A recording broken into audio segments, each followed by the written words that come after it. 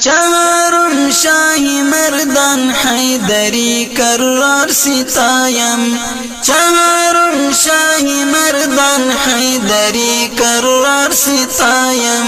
کی تیغی ذوالفقارش نام مردی را کمال است دلم در جستجویت کی تیغی ذوالفقارش نام مردی را کمال است دلم در جستجویت